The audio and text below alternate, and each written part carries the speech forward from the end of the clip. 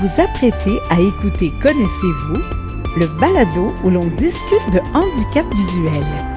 Et voici Martin Chouinard.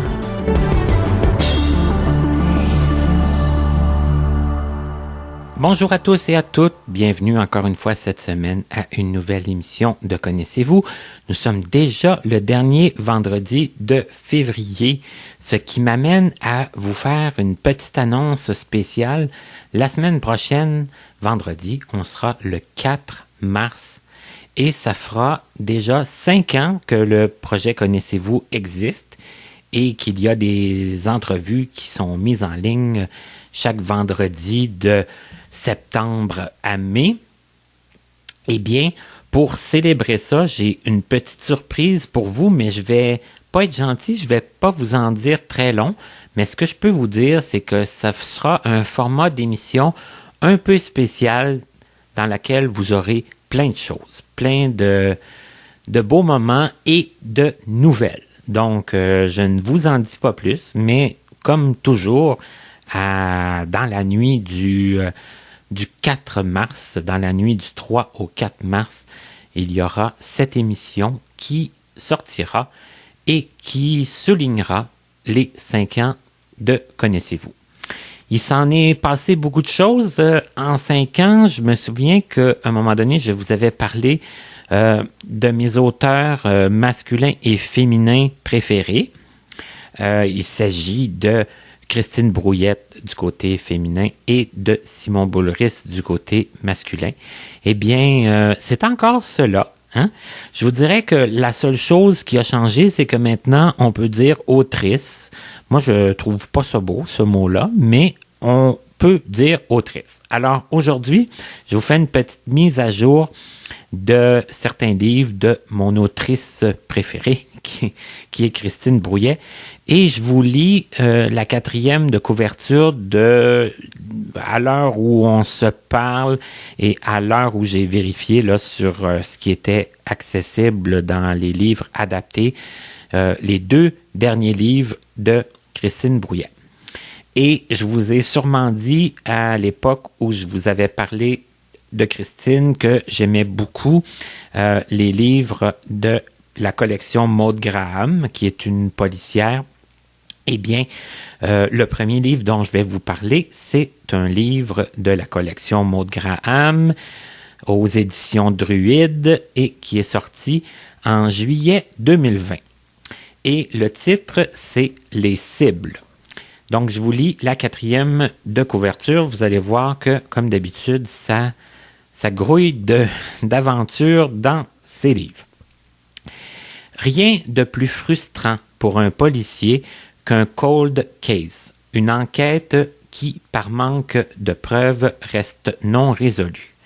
Malgré toute son expérience, Maud Graham a toujours la difficulté à accepter que ces cas inexpliqués fassent partie du métier. Surtout que, dans une ville paisible comme Québec, les actes criminels ne sont pas légion. Néanmoins, de nouveaux indices viennent remettre à l'avant-plan un meurtre et une disparition survenus des années plus tôt et pour lesquels ni coupable ni motivation n'avaient été trouvés. Avec ses coéquipiers, Graham ne pourra que constater encore une fois à quel point la haine viscérale de quelques individus peut conduire au drame et à la dévastation. Je ne l'ai pas encore lu et ça a l'air assez épouvantable. En tout cas, malgré tout le respect, là, je vous l'ai dit, Christine Brouillette, c'est mon auteur préféré, mais en ce moment, je suis pas trop j'ai pas trop le goût de lire ce genre de livre-là, mais c'est sûr que je vais le lire plus tard, c'est officiel, là, c'est juste comme une phase dans laquelle je me sens moins à l'aise de lire des romans un peu plus d'action. Là, je suis plus dans la littérature un peu tranquille. Bref, le 2e livre, c'est toujours du Christine Brouillette, donc c'est toujours axé un peu sur les meurtres et les disparitions, mais ce n'est pas dans la collection Maud Graham. Cette fois-ci, c'est dans la collection Relief et c'est toujours aux éditions Druide. Et c'est un livre qui est sorti en juillet 2021, donc 1 an après les cibles. Ça s'appelle « Sa parole contre la mienne ».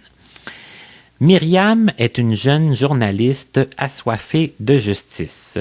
Déterminée à révéler au grand jour les agressions sexuelles commises par un animateur vedette dont a été victime l'une de ses amies, elle se lance à la recherche d'autres femmes ayant subi le même sort. Mais, en s'intéressant d'un peu trop près au passé et à l'entourage de cet homme, elle découvre de terribles vérités qui la plongent au cœur d'une enquête d'une ampleur inimaginable dans laquelle se mêlent jeux de pouvoir, liens inavouables, trahison, d'abus et meurtres. Avec l'aide d'un policier aussi tenace qu'elle, Myriam tente par tous les moyens de lever le voile sur ces crimes et surtout d'épingler les responsables. Alors voilà, je vous donne bien sûr le choix de lire ces livres ou pas, hein? C'est clair et net, hein? Moi je vous fais des suggestions de temps en temps. Et je suis aussi avec grand intérêt ce que Christine nous écrit. Et au prochain mois, hein, au mois de mars, je vais faire la même chose avec Simon Boulris, qui nous a écrit plein de belles choses, qui a signé aussi les textes d'une série qui est passée à la télévision, que je n'ai pas encore écouté, mais que je vais peut-être écouter à un moment donné. Mais bon, je ne suis plus très série télévisée, mais puisque c'est Simon Boulris, je vais tenter de faire du rattrapage. Donc, mon invité de cette semaine, encore une fois, c'est une dame qui a accepté très spontanément de nous faire part de son vécu. C'est une dame qui a fait beaucoup aussi pour les non-voyants parce que elle a été dans toutes les sphères un peu, que ce soit les loisirs, la défense des droits, mais aussi l'enseignement. Donc, on en a besoin de personnes qui sont sensibilisées et qui sont aptes à bien enseigner aux personnes avec un handicap visuel. Cette semaine, on s'entretient avec Régine Simard. Encore une fois, cette semaine, on est avec une dame qui a tout de suite accepté de participer au projet Connaissez-vous, hein, pour la bonne cause du projet. On se transporte en Mauricie et mon invitée s'appelle Régine Simard. Tout d'abord, bien, bonjour Régine. Bonjour, Martin. Merci beaucoup d'avoir accepté tout spontanément de participer au projet Connaissez-vous. Comme je le disais juste avant qu'on commence, hein, on peut se promener de région en région avec la technologie dont on dispose pour faire nos entrevues maintenant. Alors, on va en profiter. On va aller découvrir, j'en suis sûr, une belle région en plus. Si tu es d'accord, est-ce que tu accepterais qu'on commence par le tout début, que tu nous dises peut-être environ à quelle époque tu es né et à quel endroit? OK. Moi, je suis née dans les années 50. OK. Je suis née en 52, plus précisément. C'est ça. Je suis née à Parent. Parent, oui. c'est un village en Haute-Mauricie. OK. Oui. Est-ce que tu es né d'une famille nombreuse? Est-ce que c'était... On était 5 enfants. OK. Et toi, tu te situais où là-dedans? Est-ce que tu... C'était la 4e. Ah, l'avant-dernière, OK. Oui, c'est ça. Et est-ce que tu avais déjà un handicap visuel à ce moment-là? Oui. OK. Oui, on était, mon frère aussi. Nous, on est des albinos, là. OK. Donc, à cette époque-là, les albinos, ils venaient par paire. Ah oui? OK. Ça, je savais pas ça. Oui, parce que les familles étaient plus nombreuses, puis, tu sais, maintenant, les albinos, bien souvent, ils sont un par famille. Parce que tes deux enfants, là, c'est sûr que ça existe aussi, deux enfants albinos, mais à l'époque, ben, tu sais, moi, j'en ai connu plusieurs, là. Il y avait toujours le frère et la sœur. OK. Donc, tu avais ton frère albinos aussi. Oui. Et donc, les albinos sont aussi, souvent le problème de vision qui est associé à tout ça. Oui, c'est associé à ça, là. Nous, c'est ça. Lui, c'était l'aîné de la famille. OK. Donc, l'aîné et toi, l'avant-dernière. En plein ça. OK. Et, donc, ton frère avait fait un peu avait tracé un peu le chemin avant, on peut dire ça comme ça, là. Oui. Ben, on peut dire ça comme ça. Est-ce que tu as des souvenirs de ton enfance en tant que personne qui avait un problème de vision? Est-ce que ton problème de vision était sérieux, premièrement? Est-ce que ça t'a empêché de faire des choses en bas âge? En bas âge, ben, je faisais pas mal de ce qu'un enfant faisait, mais c'est sûr que j'étais surveillée de près par ma mère, hein? Parce que on restait dans un village. Je pouvais me déplacer assez facilement dans le village. Là, elle m'envoyait faire des petites commissions. J'allais chez mes grands-parents à pied, mais c'était pas loin. Là, c'était pratiquement juste en haut de la côte. Là. Je faisais ça. Puis là, c'est quand je suis rentrée, moi, je suis allée à l'école à Parent en première année. Là, par exemple, là, j'ai réalisé, là. OK. Parce que, en tout cas, là, c'est là que ça a été plus difficile, là. Parce qu'avant, tu dis, bon, ma mère m'envoyait faire des commissions, mais est-ce que tu avais l'impression que tu étais traité comme les autres enfants, que tu faisais tout ce que tu voulais ou... Oh, je pense que oui. Mais, oui, j'avais... tu sais, je me semble que oui. Dans mon souvenir, là, puis j'avais mes tantes, j'avais tout ça. Tu sais, je faisais tout...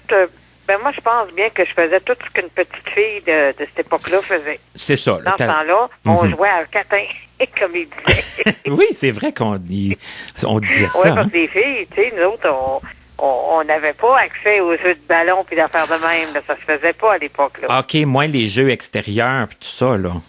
Non, je jouais pas, moi, au ballon puis tout ça. De toute façon, je pense que j'aurais réalisé ma déficience visuelle à cette époque-là.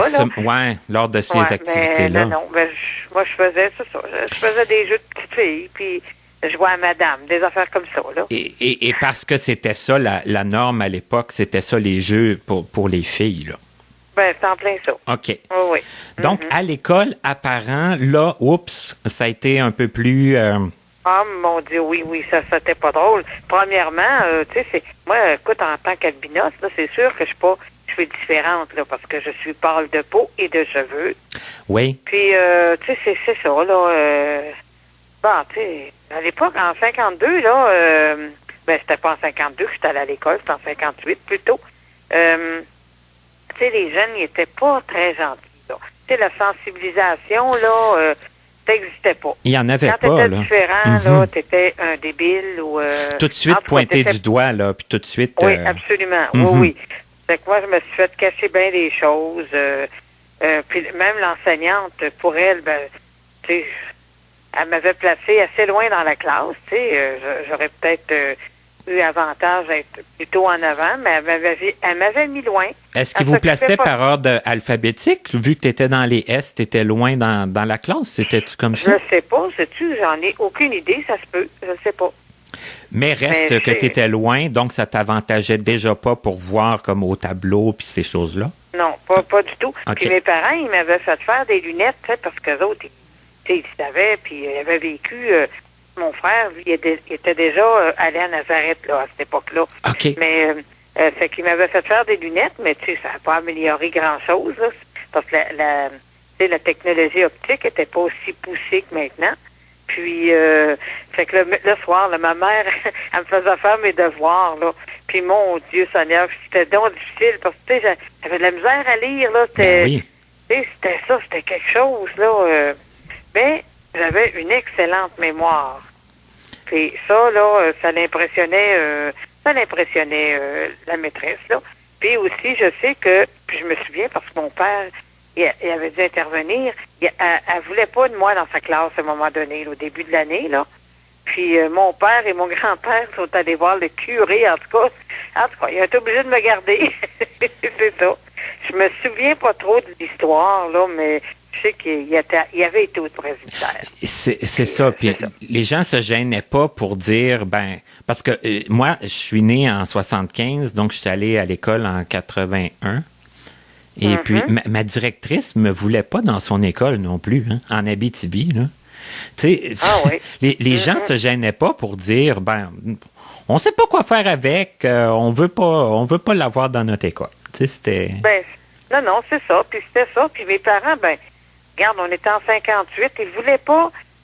c'était prévu, je sais pas s'ils avaient prévu m'envoyer à Nazareth. Probablement que oui. Parce que mon frère était allé. C'est ça. C'est lui qu'il n'avait pas eu facile, lui, à Nazareth. Mais il se trouvait loin aussi. Parents, là, c'était loin, ça, là. Ça prenait une grosse nuit en train, là, pour aller là, là. Puis, en tout cas, finalement, tu sais, il voulait bien que j'essaie d'aller à l'école régulière, mais c'était pas évident. C'est ça, au moins essayer, j'imagine, avant de prendre la décision, probablement, de t'envoyer à Nazareth. Oui, la décision a été prise l'année d'ensuite, parce qu'il est arrivé, mon grand-père est mort, tu sais, nous, on restait à parents.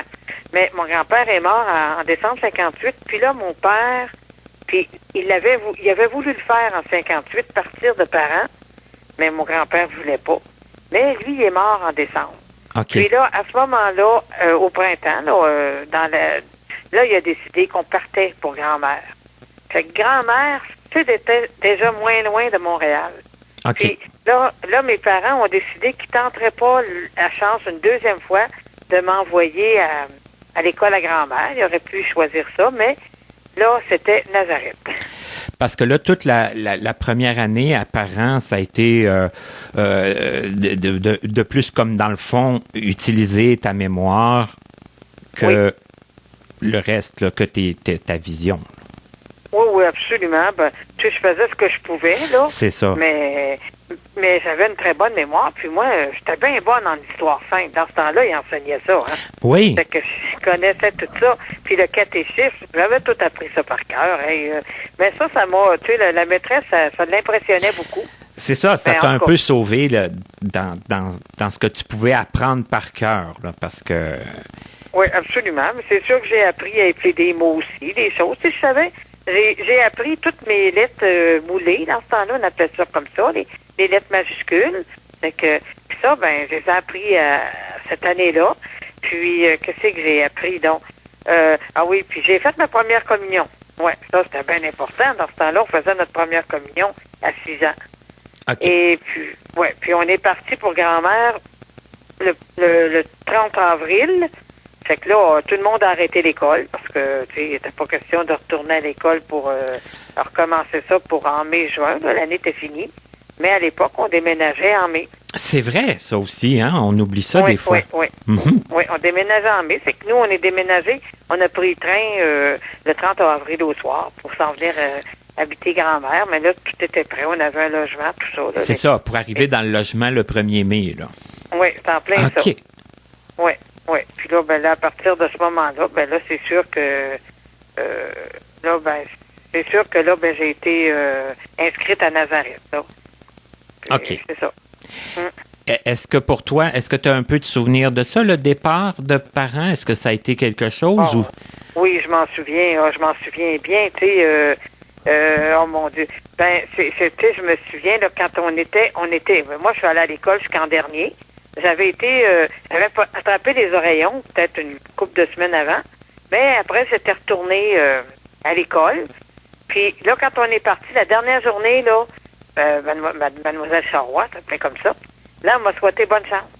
Puis elle savait qu'on quittait le village, là. OK. Et puis là, je me souviens d'être retournée à la maison. La maison était assez proche de l'école. Puis là, tu rentres, tous les meubles sont partis. Oh!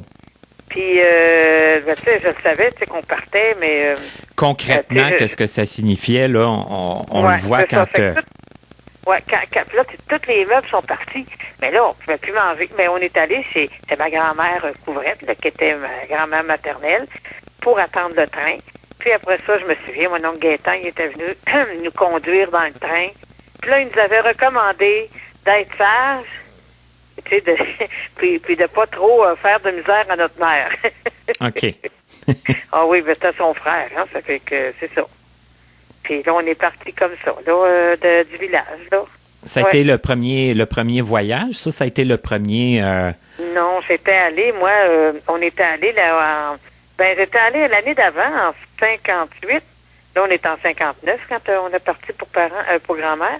En 58, j'étais allée à La Tuque pour me faire mes lunettes parce que mes parents, il n'y avait pas d'opticien.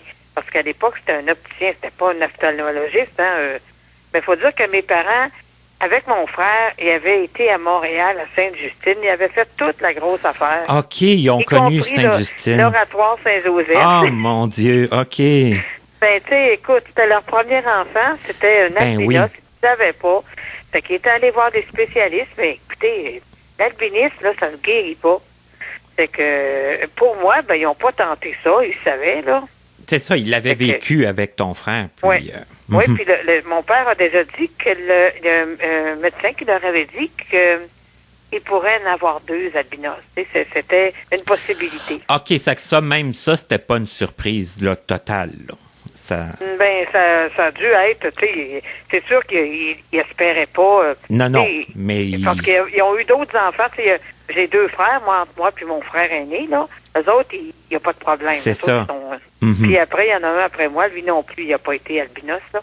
Mais, tu sais, c'est ça, puis il leur avait dit, là, qu'il y avait une possibilité, puis je pense que mon père, il disait la plus vieille des filles, puis le plus vieux des garçons. Fait que... Puis, dans la famille de mon père, il y en avait des albinos, mais ça remonte dans les années 20, je pense. Puis, il se serait noyé dans un puits. Ah bon? OK. Ouais. Fait que, c'est ça. Fait que, tu savais c'était quoi? Dans la famille de ma mère, parce que ça, on le sait maintenant, là, que les 2 parents sont porteurs du gène. OK. Les autres, ils ne savaient pas dans ce temps-là. C'est ça. La génétique, c'était pas aussi poussé. Ben non. Ça fait que du côté de ma mère, on le sait pas, mais il y a beaucoup de personnes blondes dans cette famille-là. OK. Et ça, c'est une possibilité, tu sais. Puis, en tout cas, mais toujours est-il que c'est mes parents qui ont... et puis, il n'y en a pas d'autres dans nos 2 familles, dans ma famille, là, des 2 côtés. Là. OK. On est les seuls. Oui. Et là, bon, l'arrivée à excuse-moi, dans... c'est où vous êtes déménagé déjà? À Grand-Mère. À Grand-Mère. Oui. Puis l'arrivée à Nazareth, donc l'année suivante, l'année scolaire suivante? Oui, en 59, oui. OK. Et ça, pour toi, ça s'est passé comment? Ben, là, je me souviens, il y avait eu, mes parents, il y avait eu des pamphlets de Nazareth. Puis, et puis là, il y avait une photo de l'Institut Nazareth là-dessus. Puis là, ils ont commencé à m'en parler que à l'automne, j'irai dans une école pour apprendre. OK. Puis là, à un moment donné, tu sais, là, ils sont mis, là, ma mère, tu sais, il fallait apporter un trousseau à Nazareth, tu sais, serviette, tout ce qu'il fallait, là. Puis on avait certains vêtements, puis tout ça. Puis là, elle préparait ça, tu sais, au mois d'août. Ça fait que moi, je voulais, avec quelques jouets aussi, mais, tu sais, je réalisais pas, là, que je coucherais plus à la maison. Tu sais, t'as une grosse malle où, tu sais, tu le savais, ça se prépare, tu vas partir de la maison, mais tu sais pas, tu comprends pas c'est exactement. C'est ça, encore là, concrètement, qu'est-ce que ça signifie, là, dans le... Absolument, oui. Dans le quotidien, là. Oui, puis eux autres, ils m'avaient vendu ça, que j'aurais des amis, parce que moi, j'avais, tu sais, c'était pas le fun, apparent, à l'école, là. Tu sais, mais là, ils m'avaient dit que c'était pour avoir des amis, puis ça serait plaisant, tout ça. Puis moi, écoute, je voulais y aller à l'école, là, c'est bien normal. Ça fait que là, on est parti pour Montréal. Puis en 59, ouais, c'est ça. Puis là, là, on a abouti à Nazareth. Là, je me souviens, ils ont rentré la malle dans l'école. Puis là, tu rentrais là, au 2e étage. Puis là, il y avait un parloir, là. Puis là, il y a quelqu'un qui était venu me chercher. Puis je me rappelle d'être monté au 4e étage par l'ascenseur, là. C'est une vieille ascenseur avec une barrière métallique, là. Aïe, aïe. Puis envoyé au 4e, puis... Tu sais, puis là, je le réalisais pas trop encore. Tu sais, eux autres, ils étaient partis, c'était ça. Puis là, tu sais, c'était là, il y a eu le souper. Là, il fallait prendre notre rang 2 à 2, puis descendre en silence. Puis, tu sais, tu t'en vas jusqu'au en bas, là, au premier étage, et c'est là qu'il y a le réfectoire. Puis, là, tu t'assois, puis je me rappelle, le premier repas, là, c'était un omelette. Oh, mon Dieu! C'était pas très bon, dans mon souvenir. Ben, ça fait puis beaucoup de changements pour ça fait beaucoup de changements pour une première, tu sais, pour un arrivé, là. Puis Eh mon Dieu, oui, puis là, pour ça, on est remonté. Puis là, c'était la routine, là, qui a commencé. Là, première année, aller chercher vos chaussettes. Puis, tu sais, on était très entraînés, là, nous autres, à Nazareth, là. Puis, il fallait que tu apprennes ça. Puis, tu avais aussi le bruit des autos dehors. Parce que, tu sais, Nazareth, c'était sur le boulevard métropolitain. Et puis, t'entendais tout le trafic, là. Tu sais, quand tu rendu dans un village puis une petite ville, t'es pas habitué à ça. Ben non. Là, t'arrives en pleine ville, puis même de l'intérieur, vous entendiez la circulation. Absolument, mais regarde, quand t'es fatigué le soir, tu t'endors. Le premier soir était dur, mais l'affaire la plus difficile, là, tu commences, tu t'en vas en classe, puis là, on commence à apprendre le braille, puis tu sais, c'est le fun. Ça, les apprentissages là de l'école, tu sais, ça, c'était le fun, le braille, la musique, parce qu'on apprenait la lecture au premier étage, tu sais, au 4e étage, dans la classe de Mademoiselle Jacob, puis en bas, là, on allait apprendre le braille musical, puis c'était Mademoiselle Rayon qui nous enseignait ça. En tout cas, on apprenait le braille musical où est-ce qu'il y avait la musique, là. Tu sais, c'était au premier étage. OK. Dans l'aile neuve. Fait que, on allait là. Puis, moi, j'ai appris les deux en même temps, là. Braille musical et braille pour lire, là, littéraire. OK. Puis là, tout ce qui était côté apprentissage, c'était quand même beaucoup plus intéressant, là, parce que... Ah, ben absolument. Puis les amis aussi, c'était le fun. Là. Je m'étais rencontré une amie qui venait de River Valley, en Ontario. Dans le nord de l'Ontario. Oui, absolument. OK. Et on est devenus amis tout de suite, comme ça, là. Puis c'était ça. Elle venait de loin, puis moi, ben j'avais vécu à Parent, en tout cas. Puis c'est ça. Fait que tu as rencontré des nouveaux amis. Puis, mais là, tu sais, ça va. Tu rentres dans la routine, puis tu vas plus coucher chez vous. C'est comme ça. Mais là, il y a un dimanche, là, ils nous annoncent que nos parents avaient le droit de venir nous visiter. Mais mon Dieu Seigneur, moi, ils sont pas venus. Écoute, ils restaient à grand-mère. Oui, c'est ça, c'était loin. J'ai eu tellement de peine. Puis là, c'est là que j'ai réalisé là, que, tu sais, que j'étais loin de mes parents. Là. Oui, puis que tu les verrais pas souvent. Là. Ben, c'est en plein ça. Puis, on avait, par exemple, à Nazareth, tu sais, parce que c'était 2 religieuses, des hospitalières, qui s'occupaient de 39 élèves. Ça fait que pour, tu sais, eux autres, ils pouvaient pas voir tout ça, les nouveaux, puis tout le kit. Oui, puis les états d'âme de tout le monde, là, puis... Ben, c'est ça. Fait qu'ils nommaient une plus vieille, là. Tu sais, les filles avaient peut-être 9 ans, là. D'autres, on en avait 7 à peu près, qui devait s'occuper de nous autres, tu sais, pour voir est-ce que on place nos choses comme il faut, puis nous aider si on était mal pris. Fait qu'on avait une fille, puis ça, c'était bien correct, là, parce que, tu sais, c'était aidant, là. C'était quelqu'un, pour nous autres, on pouvait se référer.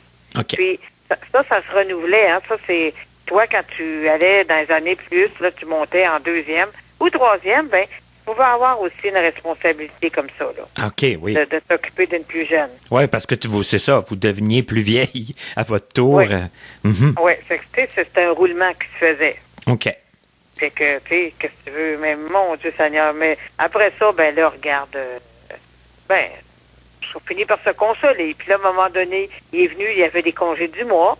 Là, j'étais chanceuse parce que moi, j'avais des tantes à Montréal. Les autres, ils venaient me chercher, c'est pour aller passer un peu de temps chez eux, là. OK. La fin de semaine, du moins. Puis ils me ramenaient à l'Institut. Puis c'est ça. Fait que cette année-là, moi, je suis allée chez mes parents à la Toussaint, aux vacances de Noël, à Pâques, puis à la fin de l'année.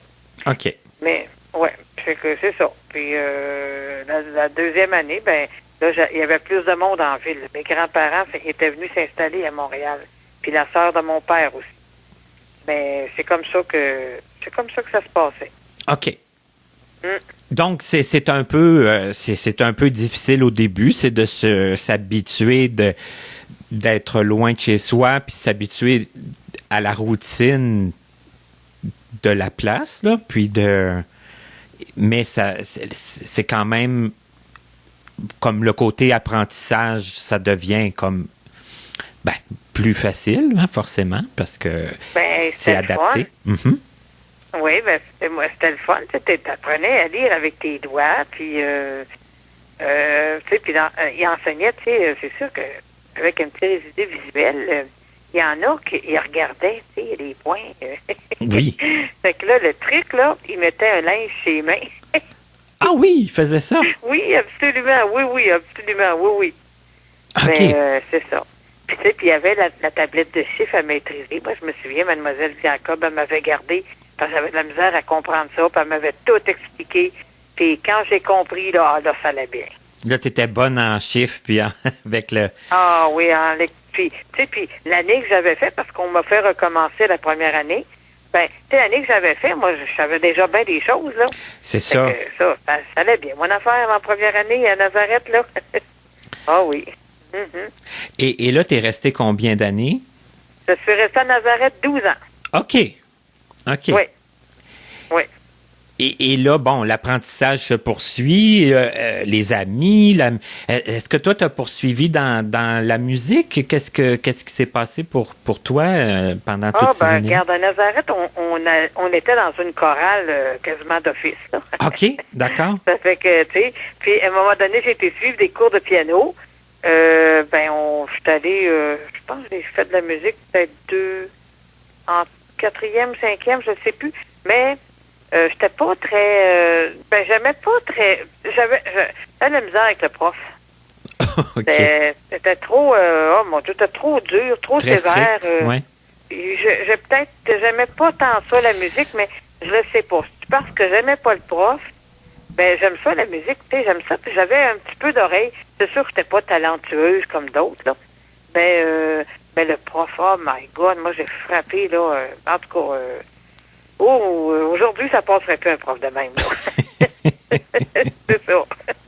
Et ça t'a peut-être un peu découragé dans l'apprentissage. Ah, ça m'a pas aidé, ça, c'est sûr. Oui. OK. Et qu'est-ce qu'il vous montrait d'autre? Est-ce qu'il vous montrait les trucs de vie quotidienne, de cuisine? Oui, on avait, on suivait les cours des années régulières. Puis, si tu n'étais pas en musique, parce que, les musiciens, eux autres, là, c'était la grosse affaire, hein. Eux autres, il y avait des pratiques, ça lâchait pas, là. Ça, c'est ceux qui sortaient vraiment comme du lot, là, ceux qui étaient vraiment comme... Oui, eux autres, il y avait de la pratique de musique à 8 heures du matin, à 4 heures. Puis, la chorale, par exemple, moi, j'ai toujours été dans les chorales. OK. Ça, t'avais quasiment pas le choix d'être dans les chorales parce que mais c'était dans l'horaire. Il y en a qui devaient chanter pas bien. Ils réussissaient, ils nous faisaient faire des vocalises. Okay. Et, non, il n'y avait pas... non, puis c'était strict, là. On faisait des vocalises, on faisait du solfège. Ça faisait partie de notre apprentissage. Tout ça, là, toute cette musique-là. Là. Ils réussissaient à tout mettre les gens ensemble, puis les mettre dans ce qui était bon, puis ça finissait par faire quelque chose de bien. Oui, ils réussissaient à mixer ça. Tu avais la chorale des petites, tu avais la chorale des grandes, là. Puis, tu sais, la chorale des grandes, elle a gagné des prix. On a gagné, en 69, on a gagné le festival de musique, le prix du festival de musique à Montréal. Ah oui, parce que ça faisait un concours, ça, là. Oui, absolument. C'était quelque chose. C'était un beau souvenir, ça, d'avoir gagné ça, là. Puis ça avait demandé beaucoup de travail, beaucoup de pratique, mais on avait une chorale, là, c'était wow. Ça chantait, là, puis, c'était pas tout le monde qui avait un thème de voix clair, là, tout ça. Ouais. Mais, on réussissait tout à pas chanter faux, là, À harmoniser tout le monde, là, puis... Oui, il y avait... Puis, tu sais, on avait les 3 parties, alto, contre-alto, soprano. Fait que, tu sais, on était tous calibrés selon notre thème de voix, là. Ouais. Et, non, c'était quelque chose, les chorales à Nazareth. Mais je savais pas ça, qu'il y avait comme un concours rattaché à tout ça. Ça fait que... Oui, il y avait... puis il y avait aussi... Tu sais, il y avait le festival des chorales. Ben, ça faisait partie du festival de musique. Okay. Il présentait aussi beaucoup de pianistes là-dedans au festival de musique. C'était quelque chose. Puis c'est ça. Ça revenait à chaque année. C'est que ça a été un beau souvenir de participer puis de gagner, j'imagine aussi, parce que... Oh mon Dieu, oui, c'était un beau souvenir. Là, on était en finale, là, puis là, un moment donné, on a appris là, que c'était nous qui l'avions gagné. Et boy, wow! Est-ce que ça donnait un prix? Qu'est-ce qui se passait? Ça a donné un prix, puis les religieux, je me souviens, je pense que c'était en argent, c'était 500 $, puis les autres, ils en ont gardé une partie, mais nous autres, on a reçu chacun un montant, je me souviens plus exactement, mais ils nous ont remis un montant d'argent. OK. Oui, ça, c'est en 69. Puis, on était allé là, à chanter au Ritz-Carlton devant le gouverneur général du Canada. Et quand même, au Ritz? Oui, pour c'était ça, là, c'était comme la remise des prix, là. OK, puis il y avait comme une prestation là, pendant cette remise de prix-là au Ritz. Hey, c'est quelque chose. Ah, c'était quelque chose. Moi, oui, ça, c'était... wow. Ça fait partie des bons souvenirs, ça, de Nazareth? Oui, absolument. Parce que c'est sûr que 12 ans, ça peut paraître long, hein? Surtout si pour quelqu'un qui n'aurait pas... C'est long, mais moi, parce que je sais qu'il y a des gens, c'est pas tout le monde là, qui a vécu ça comme moi. Tu sais, moi, j'ai vécu ça, j'ai profité, tu sais, il y a eu des bouts difficiles. J'étais pas la plus assidue des élèves, mais tu sais, je m'organisais pour passer. Mais tu sais, il y en a qui ont eu plus de difficultés à s'adapter à ça, puis même ça les a marqués après leur vie adulte, là, tu sais, ils ont eu de la misère. Mais tu sais, moi, je me trouve chanceuse, je l'ai bien traversé. Tu as tiré ton épingle du jeu sans que ça soit trop marquant de façon négative, là. Ouais, ben c'est ça. Tu sais, moi, je prenais ça comme ça venait. C'est tout. Puis, regarde, le matin, on se lève, on fait ce qu'on a à faire, puis, c'est ça. Moi, c'est ce que je faisais. Puis, je me suis rendue jusqu'à la fin, là, en 11e année, là, qu'on finissait à cette époque-là. Là. Et là, comment ça se prépare et comment ça se passe, l'après? Après, moi, c'était dans moi. Mais... moi, j'avais pas là-bas, tu sais, ils savaient pas trop parce que moi, j'étais pas la plus brillante des élèves, là, j'étais plus, pas vraiment dissipée, mais, tu sais, puis moi, dans moi-même, je me disais, bon, il faut qu'après, je fasse d'autres choses, tu sais. Ouais. Je vais aller étudier. Puis, on savait pas trop exactement c'était quoi qui venait après, tu sais. On savait qu'on pouvait aller à l'école régulière, faire une 12e année. Fait que là, on n'avait pas le choix parce que ça finissait en 11e année. C'est ça, il n'y avait pas plus loin, là. Non, ça arrêtait là. OK. Puis moi, il en parlait, mais tu sais, il poussait pas trop parce que moi, vraiment, je devais être une cause désespérée, mais moi, je voulais et je ne restais pas à Montréal. Ouais. Fait que, tu sais, quand tu restais à Montréal, tu étais peut-être plus chanceux parce que c'était plus facile là, pour... eux autres, de te présenter à une école, tout ça. Ou est-ce qu'il y avait l'habitude de référer des gens, peut-être, là, tu sais? Oui. C'est moi qui étais allée à l'école secondaire, j'avais 19 ans. Et je suis allée leur dire que je voulais aller à leur école en septembre.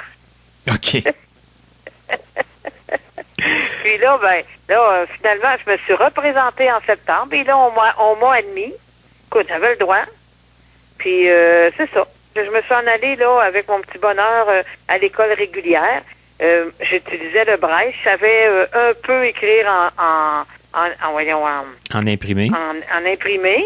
Puis j'avais une dactylo, parce que une dactylo noire, là, pour écrire. Taper les textes, là. Oui, puis ça, c'est mon frère. Lui, il travaillait à l'Institut Louis Braille, là, dans les cuisines. Puis lui, il avait demandé ça à un frère, là, une dactylo, puis là, il me l'avait acheté. C'était une belle dactylo, là. Elle marchait bien, là. Elle m'a suivi toutes mes études. OK. Puis, ça, c'était pour faire les devoirs pour les profs. Mhm. Et puis, là, à un moment donné, je me suis acheté un magnétophone à bobine. Là, on est en 71. Ça fait que, tu sais, pour enregistrer des affaires, là, mais je le traînais pas à l'école. Mais, puis là, ben, j'essayais, moi, de prendre mes notes au stylo, là, au crayon. Ben, écoute, j'avais pas l'habitude, c'était pas assez vite, j'avais de la misère à me relire. Fait que mon père, il dit, Régine, il dit, t'as appris le braille, hein? Ben, il dit, serre-toi-en. Ça fait que là, mon frère, il m'a apporté un rectangle en plastique avec un poinçon. Avec un poinçon. Avec un go! Ouais, mais ça aussi, il faut aller vite avec ça, là. Oui. Ça fait que là, j'avais, tu sais, je prenais pas des feuilles, tu sais, des vraies feuilles, là, pour, quand on écrit en braille, il y a des kilos qui sont épaisses, là. J'avais un duotime, là, avec des feuilles de carte, tu sais, des feuilles des feuilles blanches, là, Ouais, des feuilles plus minces, là, des feuilles... Des feuilles minces, là. Mhm. Puis là, j'en prenais une. Puis là, je te dis que j'écrivais. Hey. Puis le soir, je transcrivais mes notes. Ben, en même temps, ça me faisait étudier. Oui, ça fait réviser Puis ce qu'on a appris. Mhm.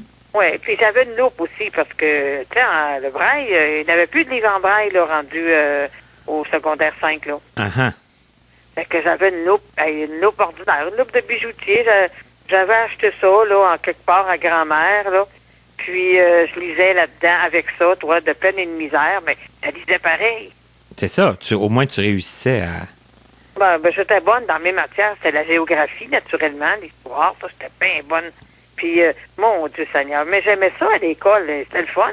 Puis, j'avais rencontré plein de monde aussi. Puis là, ben, à un moment donné, ça s'est mis à parler de cégep. Ça, c'est une chose que je connaissais pas. Je savais pas que ça existait, un cégep. Puis, mais au secondaire, l'adaptation, ça s'est mieux fait, là. Les gens étaient plus gentils, les gens étaient plus... Oui. C'est comme si j'avais... Tu sais, à Nazareth, là, c'est comme... Tu sais, j'avais confiance en moi, là. Tu sais, Mhm. il y a personne, ben, en tout cas, j'ai été chanceuse, là. Il y a personne... Tu sais, puis en secondaire 5, il me semble que rire du monde, là, c'est passé, là. Tu sais... OK. À mon avis, là, t'es rendu à 18 ans, là. Il y a une maturité que, là, qui paraît là, chez les gens en général. Oui, puis là, ben, le monde me regardait aller, puis qu'est-ce que tu veux, puis les plus curieux me parlaient, fait que, puis je m'étais inscrite, moi, j'étais allée en pastoral, parce que, tu sais, pastoral, je me suis dit, ça doit être du bon monde, là, tu sais, ça allait en faire avec la religion, j'ai dit, tu m'en allais là, puis c'était le fun, je m'étais fait une gang d'amis là-dedans, fait que, c'était ça. Puis là, ben après ça, il est venu le temps de s'inscrire au cégep. Uh-huh. Puis je me suis inscrite en histoire. Les cégeps, là, ça faisait pas très, très longtemps que c'était commencé. Ça avait commencé quoi en 67, 68, ouais, je crois. C'est ça, hein? C'était récent. Mhm. Oui. Puis c'est ça, puis j'ai eu la misère. Ben, j'ai réussi à y aller, là, parce que, tu sais, il y avait une histoire, là, de... Tu sais, moi, le diplôme de secondaire 4, plus le secondaire 5. En tout cas, je sais qu'il y a eu comme un petit mélange, là, mais j'ai fini par me glisser au cégep. OK. Je l'ai su pratiquement, là, au mois de septembre de 72. Puis, mais j'étais tellement contente. Tu l'as su au mois de septembre, puis ça commençait comme là? Ça commençait... ça commençait au fin août, là, mais tu sais, je l'ai su, là, pratiquement, là, avant le début de l'année, là. OK. Je pense que ça commençait à la fin août, à cette époque-là, au cégep. Oui. Fort possible. Ah oui. Puis, mais mon Dieu, que j'étais contente d'aller là, moi. Et, wow! Puis, je m'étais fait faire des lunettes, là, entre-temps, là, à l'été. J'avais été voir un ophtalmologiste à Montréal parce que j'avais réussi à avoir des lunettes pas mal plus fortes. Puis, pour circuler, puis tout ça. Puis, ça a augmenté vraiment ma vision, ça. OK, ça a vraiment amélioré, là. Ah oui. J'avais 18 ans, c'est que, tu sais, ça m'a vraiment aidé. C'est que j'étais allée le voir, là, puis j'avais demandé des lunettes pour lire, puis il m'avait fait une prescription de prisme de Fresnel. Ça grossissait. Il fallait que tu te colles ces feuilles, ces livres, tout ça. Ben, au moins, tu pouvais lire. Ben oui. Absolument. Fait que, wow. Ouais, ça, c'est toute une grosse amélioration. Absolument. Oui, moi, écoute, ça me dérangeait pas, moi, ce que le monde pensait, là. Fait que, moi, rendu que ça marchait, mon affaire. Oui, bien sûr. Oui. Ah oui, fait que c'est ça. Fait que je me suis en allée au cégep comme ça, là, en 72, 73. Après ça, je me suis inscrite en droit à l'Université d'Ottawa. Et en droit, OK. Oui. Ben là, je suis allée en 74. Mais ben là, le droit, tu sais, c'était ça. L'autre, il y avait, tu passais des examens à la fin de ta session. Tu sais, il n'y avait pas comme possibilité, tu n'accumulais pas là de travaux. Tu sais, puis que ton examen final, elle comptait pour 20 supposons, là. Dans ce temps-là, là, tu te rendais il n'y avait aucun travail, tu fallait que tu étudies. Oui. Mais après ça, tu passais l'examen, c'est que tu passes ou tu échoues. OK. Fait que, je l'ai échoué cette année-là. Oh, OK. Fait que, wow boy. Fait que là, je me suis dit, ouais. Fait que, moi, c'était pas question que j'arrête, là. Fait que j'ai décidé d'aller à l'Université du Québec, puis à Trois-Rivières. Puis j'étais allée voir un orienteur, tu sais, pour passer des tests de goût et aptitude, là, quand j'étais revenue en 75, là. Puis là, il m'avait fait passer les tests, puis il a dit, tu devrais aller en enseignement. Puis moi, je voulais pas trop, parce que, tu sais, bon, j'étais pas sûre, puis tout ça. Mais il dit, puis là, lui, il avait les contacts, parce que, tu sais, pour entrer à l'université, il fallait que tu t'inscrives, là, au mois de mars, là. Mais on était rendu au mois de avril-mai. OK. Mais lui, il avait, en tout cas, il avait réussi à me faire inscrire à la faculté de l'éducation. OK. Et il manquait aussi des prérequis pour entrer là. Tu sais, ça prenait de la biologie, mais en tout cas, pendant l'été 75, je suis allée faire un cours de biologie, parce que moi, j'avais pas des masses fortes non plus, là. Puis, il a fallu que j'aille faire biologie, psychologie, certains cours que j'avais pas suivis au cégep pour pouvoir accéder à l'éducation. Fait que j'en ai fait pendant l'été. Puis, à l'automne, là, je me suis envenue ici à Trois-Rivières, là. Puis, j'avais 3 cours à l'université, puis un cours au La Flèche de psychologie, puis un cours de mathématiques au cégep de Trois-Rivières.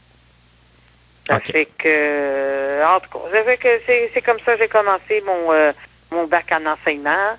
Non, pas tout de suite. Parce que l'année d'ensuite, là, j'avais décidé que j'y allais en adaptation scolaire, en enseignement, en adaptation scolaire. Oh, OK. En 76, là, c'est là que j'ai décidé. Puis là, il y a eu une chance. Moi, j'ai été extrêmement chanceuse.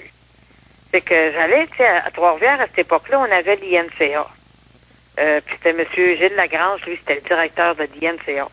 Puis j'allais faire mon tour là, parce que autres, il y avait une dactylo-braille, tu sais, il y avait des choses, là. Puis j'aimais ça, aller les rencontrer, puis jaser là. Puis, M. Lagrange, il dit, Régine, il dit, il cherche un professeur de braille. Tu sais, il savait que je commençais à étudier en enseignement, là. Ça fait que, ouais, j'ai dit, c'est ça, là, j'ai dit, mon bac est pas fini. Ben, il dit, moi, il dit, j'étais toi, là, je donnerais mon nom. OK. Ben, il dit, voyons donc. Fait que, il dit, regarde, Régine, il dit, tout ce qu'ils peuvent te dire, là, c'est non.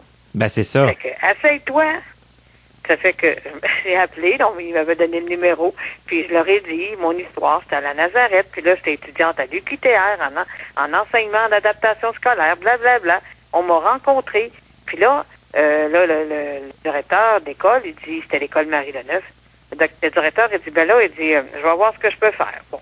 Fait que moi, je suis retournée, tu sais, je continuais mes affaires. À tes occupations, là. Puis je restais dans une chambre, dans le sous-sol. Puis là, il y avait, à un moment donné, la personne là, qui était la propriétaire de la maison où j'habitais, elle m'avait laissé un message, appelé tel numéro.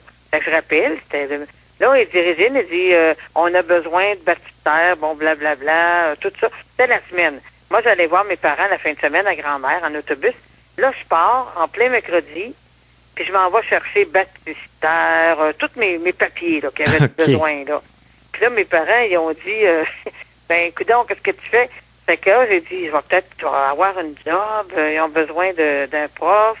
Eux autres, ils croyaient pas trop, là. Fait que là, je suis repartie, j'étais allée porter ça. Puis là, ils étaient en grève. Les enseignants étaient en grève en 76 à Trois-Rivières. Puis là, il m'a dit, là, quand la grève elle va être finie, tu vas rentrer. Oh, OK. On m'engageait comme, ça s'appelait non qualifié. des non légalement qualifiés. Tu sais, on entend parler maintenant, là. Oui, qui prennent des enseignants non il légalement manque tellement qualifiés. de... Ouais. Ben, ça, on t'engage, mais sous condition que tu continues tes études, puis que tu as un certain nombre d'années, là, pour compléter ta formation d'enseignant. Puis après, quand tu as ta formation là, tu peux devenir permanent, puis devenir enseignant pour de vrai, là. OK. Fait que moi, j'ai commencé comme ça. Et tu as commencé à enseigner, puis tu as poursuivi tes études en même temps. Ah oui, en même temps. Je faisais le jour, là, je travaillais à l'école. J'avais 3 élèves. C'était des bons élèves, là, très, très... C'était le fun. Puis là, je suivais 2 cours par session. Puis l'été, je suivais 2 cours aussi. Au printemps, là, je faisais... Ouais, le printemps, là, c'est-à-dire, il y avait une session en mai-juin, là. Là, c'était 2 cours par semaine, là. En tout cas, là, j'ai clenché ça jusqu'en 1979, là. Là, j'ai eu mon bac. Puis là, les études, ça s'est poursuivi avec les lunettes, avec la prise de notes, puis tout ça? Oui, mais là, après ça, est arrivé, là, dans ces années-là, là, le fameux rapport Girard, là, puis c'est là qu'ils ont commencé les centres de réadaptation. En 60, il y avait commencé la RAMQ, a commencé à donner des aides. Dans ce temps-là, c'était des aides. Il y avait des télévisionneuses, mais c'était vraiment les débuts, là. Puis, c'était 35 ans et moins sur le marché du travail, puis les enfants. OK. Fait que moi, j'ai réussi à obtenir, puis moi, j'étais une belle candidate. J'avais mes 3 élèves, eux autres qui étaient éligibles. Fait qu'on j'avais un système de télévisionneuses en circuit fermé dans ma classe, là. C'était une expérience qu'on a faite avec le Centre Louis Hébert à Québec. Ah, puis là, c'est ça, Et ça commençait à s'équiper, là, tranquillement, quand même, là. Ouais. Puis, c'est ça. Ça fait que là, j'ai commencé à être équipée. Là, j'ai commencé à avoir des microscopes sur mes lunettes. Puis, j'en avais un aussi pour les études. Là, c'était un télescope sur une lunette pour voir au tableau. J'ai commencé vraiment à avoir des aides à ce moment-là, en 78. J'ai commencé ça. Ce qui t'a permis, c'est ça, de poursuivre, puis de compléter, puis... Oui. Puis aussi de travailler. Puis, tu sais, parce qu'on a eu, tu sais, moi, j'ai expérimenté pas mal tout. Les télévisionneuses, on a le versabraille aussi, parce qu'il fallait que je fasse du braille, tu sais. Il n'y avait pas de livre en braille, là. C'était difficile à avoir, là. Fait que c'était moi qui traduisais tout, là. Ça, j'ai connu ça, le versabraille.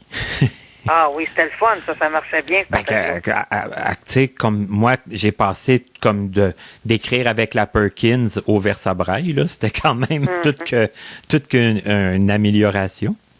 Ah oui, ça, c'était le fun. Puis moi, je faisais du braille là-dessus, je mettais ça sur disquette, là. Parce que moi, j'ai fait primaire, après ça, secondaire avec les élèves que j'avais, mais en tout cas, il y a eu toutes sortes d'histoires, là, puis là, à un moment donné, les autres sont partis, puis j'en ai eu d'autres. Il y a un moment donné, je me suis retrouvée avec des déficients intellectuels, mais ça, c'était bien le fun. J'ai bien aimé ça, ce bout-là. Ah, OK. Puis j'ai réussi à être 31 ans à la commission scolaire. Quand même, hein? C'est un beau... Oui. Méchant beau contrat. C'était... regarde, ça fait... il y a eu toutes sortes d'histoires. J'ai été mise en disponibilité, puis, tu sais, à cause du syndicat, tout ça, ils pouvaient pas me mettre à la porte. C'est que j'ai réussi à me faufiler, puis à me rendre jusqu'à ma retraite, là. J'ai pris ma retraite de l'enseignement à 55 ans. Quand même, assez jeune. Oui, mais mais je faisais d'autres choses aussi. J'ai pas été... c'est qu'à un moment donné, parce que je le savais, tu sais, chaque année, là, c'était pas drôle, tu sais, j'étais en disponibilité, puis j'ai eu de la misère, là. Mais, tu sais, j'ai toujours réussi à me glisser, mais à un moment donné, j'avais plus de poste, j'étais en disponibilité, mais, tu sais, j'étais quand même dans les écoles, là, pour les handicapés visuels. Puis, à un moment donné, j'ai entendu parler qu'à Trois-Rivières, on aurait un centre de réadaptation en déficience visuelle. Avec là, j'ai dit, ah oui, puis une autre affaire, en 89, oui, c'est ça, il y a eu, ils ont commencé à donner le cours pour les SRDV, là, dans ce temps-là, ils n'appelaient pas ça comme ça, là. Oui. Mais ça s'offrait, ça commençait à l'INLB, c'était offert par l'Université de Sherbrooke, à l'Institut Nazareth et Louis Braille. Avec moi, j'ai décidé d'aller suivre ça. OK. Et j'y allais le soir. Wow!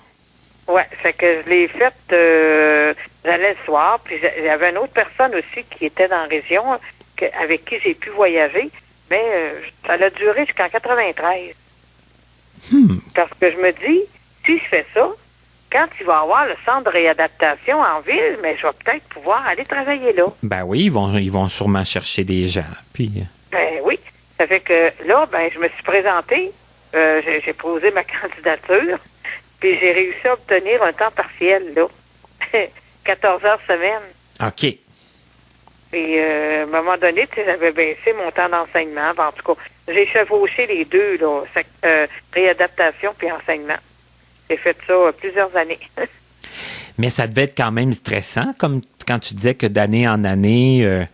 Oui, c'était pas le fun, là, tu sais. Puis pour ça, moi, j'aurais donc voulu aller travailler uniquement en réadap, mais tu sais, il y avait pas assez de temps, c'est qu'il fallait que je garde, puis j'avais des enfants aussi, tu sais, j'ai eu une famille aussi à travers tout ça, là. Fait que puis j'avais la responsabilité de mes enfants. Ben oui. Fait que, tu sais, il n'était pas question que je les mette dans la misère non plus. C'est ça, il fallait garder du temps pour la famille, puis... Un petit peu, mais il fallait aussi subvenir à leurs besoins. Ben c'est ça, hein, ça va comme un peu ensemble. Ah oui, fait que là, ben écoute, je travaillais à l'école, je travaillais au centre. Je me demande comment j'ai fait. Ben, en tout cas, tu devais pas avoir le temps de t'ennuyer, certain. Oh non, pas du tout. Alors, je pense à ça aujourd'hui, là, j'en reviens pas. Puis, c'est ça. Fait vois-tu, j'ai arrêté, là, en enseignement, j'ai arrêté en 2007, puis la réadaptation, j'ai arrêté là, c'était le fun, parce que j'étais à ma retraite à 55 ans, puis je travaillais au centre de réadaptation 14 heures semaine.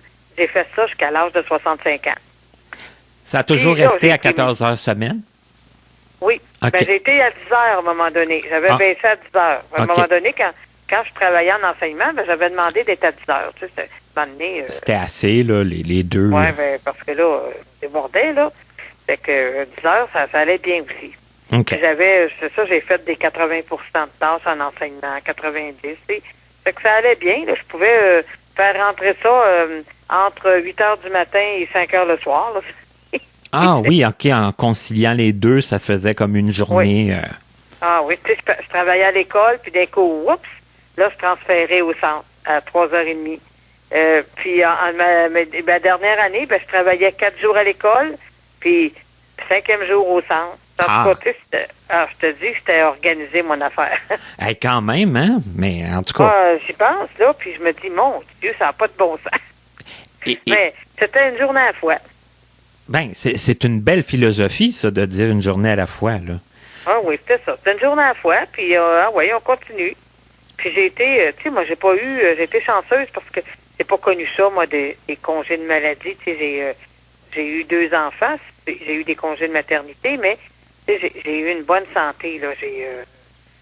J'ai jamais eu de période de congé de maladie longue, là, tu sais. C'est ça, la santé, ça allait bien, là. Il n'y avait pas de... Ah oui. Ça a filé, là, jusqu'à la fin. OK. Et encore. Encore aujourd'hui. Oh, oui, encore aujourd'hui. C'est que, tu sais, c'est le fun, tu sais. Puis là, ben, j'ai pris ma retraite définitive en 2017. Ah, quand même, ça fait pas si longtemps. Mais comment ça s'est passé, ça, la retraite? Est-ce que ça faisait longtemps que tu y pensais? Est-ce que ça s'était imposé de... Ben, j'avais 55 ans, là, quand j'ai pris ma première retraite. Oui, c'était une pré-retraite, ça, là. Oui, ben, ma retraite d'enseignement. D'enseignement. Oui, là, j'avais 55 ans, puis là, ça me chicotait. J'avais fait venir mes estimés, tout ça. Puis, je savais, là, tu sais, je m'occupais d'une élève dans une école. Puis, cette année, tu sais, c'était pas... il y aurait peut-être plus m'utiliser que j'étais utilisée, mais je faisais mon travail, puis tout ça, puis je m'occupais d'autres élèves aussi. Puis là, à un moment donné, elle changeait tu sais, elle était pour changer de classe, puis là, j'étais pour changer de tu sais, je travaillais avec un prof, j'étais comme associée avec un prof, ça allait bien, tu sais, on faisait toutes sortes de choses ensemble, on avait bien du plaisir. Mais là, cette dernière année-là, parce qu'elle partait après, c'était sa dernière année dans cette école-là, et elle devait quitter pour septembre l'année d'ensuite pour une école secondaire. Puis moi, là, ça me tentait pas de recommencer. Avec quelqu'un d'autre, puis tout ça, là. Ah non. Puis même de recommencer, c'est de changer de personne aussi, de partenaire de travail. C'est ça, là. Ça me tentait pas du tout. Fait que là, j'ai dit, Régine, ça va faire. T'as 55 ans, t'as le droit de prendre ta retraite. Ben, prends-la, Simonac. Fait que là, j'ai décidé, là. Puis là, j'ai vu, tu sais, quand j'ai vu les combien j'aurais par mois, tout ça, j'ai dit. Puis là, je me suis dit, au centre de réadapt, je vais continuer à travailler au centre de réadapt. M'en va être bien correct. Ça fait que là, j'ai dit, bye bye. Pas parce que j'aimais pas ça. Non. Mais à un moment donné, ben, il faut que ça arrête. Les circonstances, ça se prêtait à ça, dans le sens que ça t'évitait justement de recommencer avec... Oh, ça me tentait plus. Tu sais, à un moment donné, moi, j'y pense. J'ai ramé beaucoup, tu sais, je le sais, je le réalise, là. Puis, tu sais, à un moment donné, ça va faire. Ben, il faut s'écouter, hein. Il faut... Oui, absolument. Mm-hmm. Oh non, puis elle, ben, puis j'ai dit, ça va peut-être être bon pour elle aussi de changer de personne, là. Puis, je pense que ça l'a aidé. Puis moi, ben, j'étais bien heureuse de mon choix.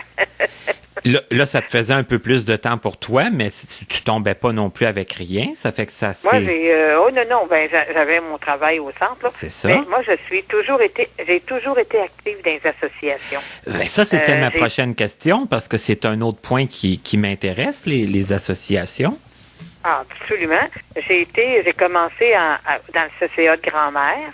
Là, j'ai été dans le CA, j'ai été secrétaire, trésorière. Bon, ça, c'était quand j'étais jeune, là, des années 70. Là. Après ça, ici à Trois-Rivières, je me suis impliquée à l'AERA, l'Association éducative et récréative des aveugles.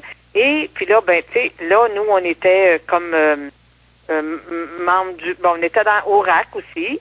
J'étais dans le CA du RAC des années 80, à la fin des années 80. Puis j'ai été longtemps dans le CA de l'AERA et j'y suis encore.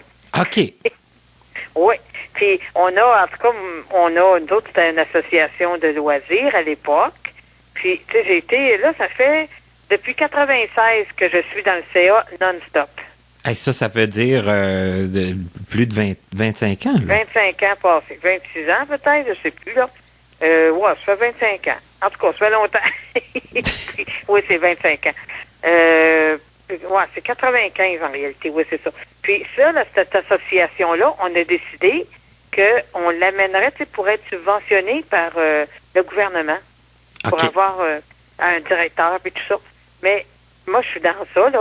On a tout revu les règlements, puis tu sais, c'est un cheminement là, qu'on a fait. En 2008, là, on a fait reconnaître l'association selon le chapitre 3 des lois des compagnies. Puis là, on a réussi à avoir nos premières subventions en 2011. Là, il y a eu tout le cheminement là pour avoir des employés. Puis ça a été toute une affaire. Puis là, aujourd'hui, c'est le fun parce que là, on a une directrice générale, puis on a des locaux, on a beaucoup de services. Tu sais, c'est bien le fun, tu sais. Puis on a fait tout un virage. Et là, vous offrez quoi, des loisirs pour les non-voyants? Oh, ben, des loisirs, on a un petit peu, mais faut pas parce que on est subventionné par le PSOC. Puis ça, c'est pour offrir des services. Okay. Fait qu'on a des services de personnes bénévoles pour des commissions, des choses comme ça. Okay. On a de la formation sur des programmes, là, tu sais, comme les iPhones, les emails, tu sais, toutes sortes. Tu sais, on a quelqu'un là, qui donne de la formation aux gens, autant Spotify que le Word ou tout ce que les personnes déficientes visuelles peuvent avoir. Autant dans les iPhones. C'est ça. Quelqu'un qui veut avoir un iPhone puis être capable de s'en servir, il peut avoir de la formation, du soutien. Oui, la directrice, elle donne cette formation-là. OK. Et aussi, il y a des formations en Zoom sur, supposons, là, comme là, il va y avoir de la formation sur les mails. Les emails, puis il va y avoir ça mardi prochain, là. Fait que, tu sais, les gens qui connaissent pas ça, ils peuvent suivre ça. Et là, Zoom... je pense. Et Zoom, avec la pandémie, hein, on en a tellement entendu. Ça nous a... Ça, Zoom, là, nous, on a fait beaucoup d'activités en Zoom. On a fait des réunions de CA, ça c'est bien sûr, des formations. On a des clubs là, comme notre club de lecture, on le faisait en Zoom, les mélomanes aussi, des exercices en Zoom. On a fait plein d'affaires avec Zoom à l'association. C'est ça, il a fallu s'adapter en temps de pandémie pour pas tomber avec rien. Hein. Il a fallu faire les choses mon Dieu, autrement. Oui, c'est incroyable, tu sais. Puis, mais ça nous a permis d'ouvrir là. Là maintenant, quand on fait une activité, on la fait en présentiel et en Zoom. OK. Ouais. C'est que ceux qui veulent poursuivre en Zoom peuvent le faire. Là. Parce que l'association a dessert tout le territoire Mauricie, centre du Québec. Ça fait que on a des gens de Drummondville comme de la Tuque. OK. Puis là, supposons, là, on a fait une conférence, c'est Alexandre Bellemare, que tu dois connaître. Bien sûr. Lui, il est venu, puis il a tout présenté les afficheurs braille, puis il a fait une formation sur l'utilisation du Stratus. Puis ça s'est fait en présentiel. Là, dans la salle à Trois-Rivières, il y avait une dizaine de personnes.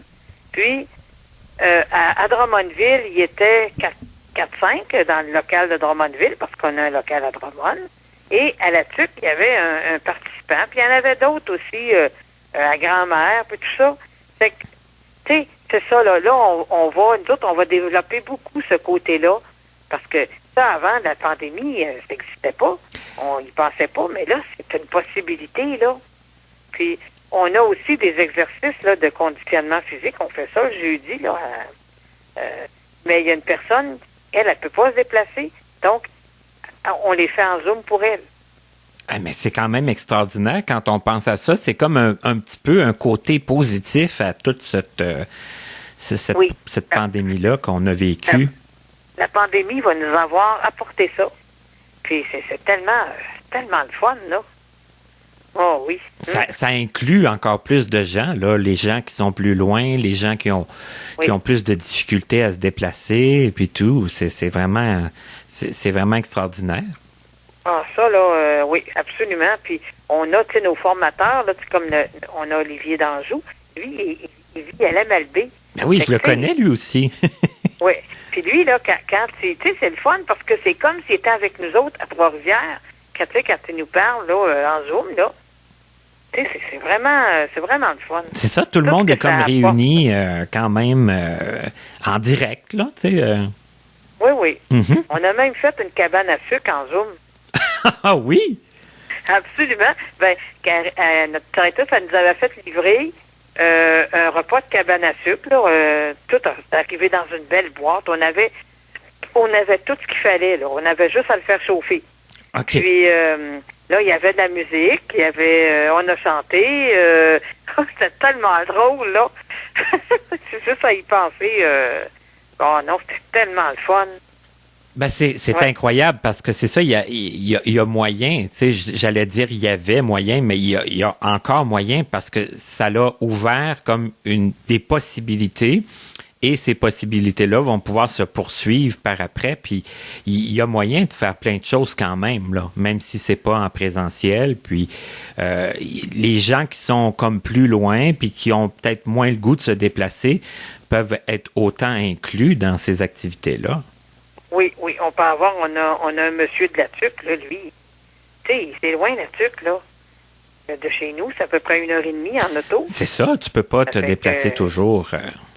Non, puis que lui, tu sais, il peut participer de chez lui, tu sais. Oui. C'est ça. Comme les gens de Drummond, eux autres, ils se regroupent. On a un local à Drummondville maintenant.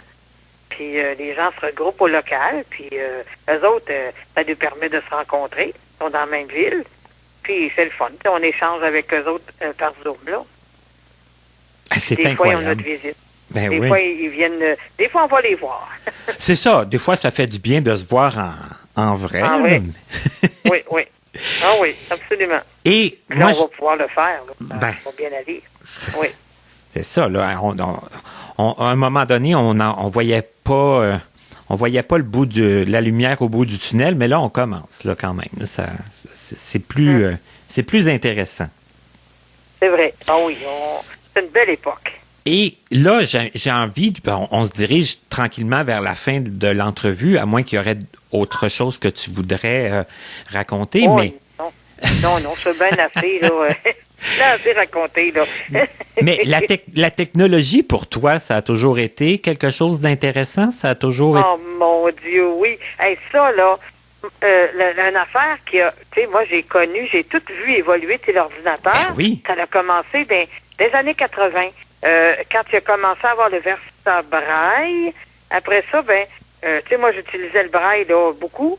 Puis, là, c'est quand l'ordinateur est arrivé, ça a commencé par, je me rappelle, le Word Perfect Ben oui. 5.1. Ça, c'était le fun, là. Écoute, tu pouvais écrire, mais puis des logiciels de grossissement qui sont apparus. Là, j'ai pris le mode grossissement. Tu sais, écoute, t'es capable de lire parce que j'ai appris à lire aussi à un moment donné, là, dans ma vie nazarienne. J'ai appris à lire en imprimé dans les livres. Fait que ordinaire, tu penses que je le savais, il fallait que je sache lire là pour faire ce que j'ai fait, là, que je puisse lire l'imprimé, tu sais. Je lisais pas ça, moi, avant, là, mais j'ai réussi à le maîtriser. Puis, mais l'ordinateur, tu sais, t'écris, là, puis là, tu fais une faute, tu peux aller le corriger facilement. Puis, là, après ça, est arrivé les logiciels de grossissement de caractères. Et mon Dieu, puis ça, là, c'est le fun. Puis tout, en tout cas, moi, l'invention extraordinaire de l'ordinateur, là, ouais. Puis, tu sais, ça a toujours évolué, là. Ils ont, tu sais, les Windows, puis tout ça. Puis, les iPhones, et ça, c'est bien le fun aussi, mais la tablette, ça, c'est intéressant. Oui, certain. Ça, la tablette, là, pour moi, j'ai un iPad là, que je me suis acheté. Ça, là, wow! Ça me donne accès aux journaux. Ça me permet de lire des livres là, de la bibliothèque numérique, là, de ma bibliothèque municipale, parce que, tu sais, moi, j'ai besoin de plus gros. C'est qu'un livre en format EPUB, lui, tu peux avoir le fond d'écran, la couleur, en tout cas, moi, il est noir. Moi, j'ai un fond d'écran noir avec des belles lettres blanches assez grosses. Eh boy, mais quel bonheur! C'est toutes des choses qui peuvent être ajustées selon ton goût à toi, là. Absolument, puis c'est facile d'utilisation, puis oh non, moi, les technologies dans ma vie, là, c'est tellement extraordinaire, puis j'ai tout apprivoisé ça, c'est comme tout ce qu'on peut faire, là, nos opérations bancaires sur l'ordinateur, c'est fabuleux, ça, hey, t'as même plus besoin d'aller à la caisse avec ça. C'est ça, et, on a accès, puis on peut faire un paquet de choses. Ah, c'est incroyable. Tu sais, moi, je trouve qu'on vit tellement d'une belle époque, là. Puis, moi, je suis toujours ouverte à toutes les nouvelles affaires qui pourront inventer. Il n'y a aucun problème. Je vais m'essayer. Ben, c'est incroyable parce que, encore une fois, on a appris plein de choses aujourd'hui en t'écoutant. Hein. C'est que, bon, tu sais, la vie commence pas nécessairement facilement quand on a un handicap visuel, mais ça peut s'améliorer, ça peut quand on est ouvert à tout ça, à toutes les améliorations. Il y a eu un petit peu quand même tout l'aspect vision là, les améliorations pour la vue, les lunettes qui t'ont aidé, la technologie, tout ça, puis. Oui. Ça a tout. Oui, ça m'a aidé beaucoup dans ma vie aussi. C'est toute l'évolution de ça, là. Ça m'a permis de garder mon emploi aussi, là, tu sais, puis. T'as dit à un moment donné que tu avais été chanceuse, mais tu sais, on s'entend que notre chance, on l'a fait un peu soi-même. Puis tu m'as dit aussi, tu sais, que bon, quand tu es arrivé à au secondaire régulier, ben tu as dit j'avais confiance en moi, hein, puis tout ça, puis c'est ça qu'il faut pas oublier aussi, c'est que on dégage beaucoup de quand on a confiance en soi, on dégage du positivisme, on dégage comme quoi qu'on sait un peu où ce qu'on s'en va, puis qu'on veut foncer dans la vie et non pas rester chez nous. Oui, puis moi, j'ai été chanceuse parce que, moi, j'étais une personne bien rangée, bien sérieuse, tu sais, parce que moi, j'ai toujours pensé que j'aurais pu, j'aurais pas été portée à aller vers, tu sais, t'as des jeunes, des fois, qui sont peut-être un petit peu plus délinquants, là, puis tu sais, qui vont toujours sur le party, là. Ouais. C'est ça. J'aurais pu tomber dans une gang comme ça, hein. Mais Nazareth, il nous avait tellement bien entraînés à marcher dans le droit chemin que, tu sais, je me dis... Tu n'as pas été dirigé vers ça, là. Tu n'as pas été attiré vers ça. Pas du tout, pas du tout. Puis je devais pas attirer ce genre de monde-là non plus, là, tu sais, à me voir, là. Tu sais, j'ai pas... tu sais, puis moi, j'ai étudié, tu sais, j'étais allé à l'université, c'était sérieux. Puis je faisais, tu sais, j'étais pas sur le party, là. Sérieuse et organisée de ce qu'on en a compris aussi, parce que, bon, tu sais, il y a eu beaucoup de choses à coordonner pour que tout fonctionne, puis la famille et tout, hein, ça fait que... Oh mon Dieu, mais j'en reviens pas, tu sais, j'en parle, là, je me dis, maudite affaire, comment j'ai fait ça? Ben, je l'ai fait une journée à la fois, c'est tout. Ben, c'est comme je disais tantôt, c'est une belle philosophie, ça, une journée à la fois, ça fait que... Absolument, oui, puis moi, ben, regarde, on fonce, puis on y va. C'est tout. Ben, je trouve que ça termine très bien l'entrevue, ce message-là que tu nous dis. Faut foncer, faut pas avoir peur. Des fois, on peut faire des faux pas, mais ça fait partie aussi de la vie, puis il faut continuer, faut pas lâcher, puis garde, si ça fait pas, ben on recommence, puis faut pas se décourager, tu sais, c'est ça, puis ça, c'est dans la personne, tu sais, moi, c'est dans moi. Tu sais, moi, j'ai ça dans moi, là, tu sais, je me dis, regarde, puis même encore là, moi, je lâche pas, là, puis j'espère que le Dieu me prêtera vie très, très, très longtemps. Ben, en tout cas, ça m'a fait vraiment plaisir d'apprendre à te connaître aujourd'hui, puis de faire en sorte que tu puisses nous partager tout ton vécu, puis tes expériences, puis de façon extrêmement positive et encourageante, je pense, pour ceux qui vont nous écouter. Ben, en tout cas, j'espère que ça va plaire aux gens, là. Mais, tu sais, c'est ça. Moi, c'est ma vie. Hein. Je suis une personne positive. C'est sûr que ma personnalité est comme ça. Et j'espère que les gens vont prendre exemple. Ben, en tout cas, oui, c'est ça. Ben, il faut. Ben, en tout cas, souhaitons-le. Parfait. Ben, un gros merci. Ben, ça m'a fait plaisir.